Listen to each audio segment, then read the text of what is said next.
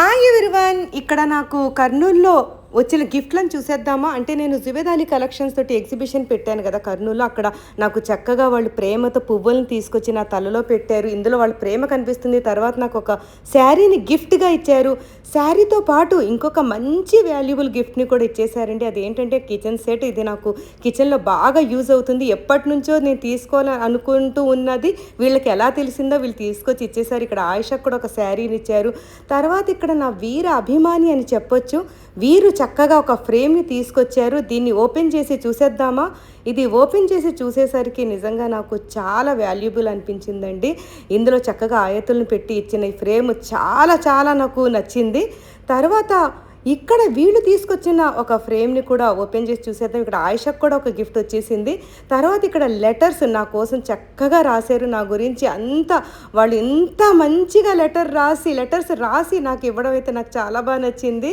వీళ్ళ ప్రేమంతా ఇందులోనే కనిపించింది. తర్వాత వీళ్ళు తెచ్చిన ఈ ఫోటో ఫ్రేమ్ని ఓపెన్ చేసి చూసేసరికి నిజంగా ఇది కూడా నాకు చాలా బాగా నచ్చిందండి. ఇందులో నా పేరుతో పాటు వీళ్ళు ఫ్రేమ్ని తయారు చేసి ఇవ్వడం అయితే థ్యాంక్ యూ సో మచ్. ఇక్కడ ఆయిషకి వచ్చిన గిఫ్ట్ని కూడా ఓపెన్ చేసేసి తను చాలా ఎగ్జైటింగ్గా ఉంది. అబ్బా, ఆయిషా పేరు కూడా రాసి ఉన్న ఈ ఫ్రేమ్ అయితే ఆయిషకు కూడా బాగా నచ్చింది. తర్వాత వాళ్ళు ఎంతో ప్రేమగా కర్నూలులో ఫేమస్ అయిన స్వీట్ని తీసుకొచ్చి వాళ్ళ చేతుల మీదుగానే నాకు తినిపించడం అయితే నేను అస్సలు మర్చిపోలేనండి.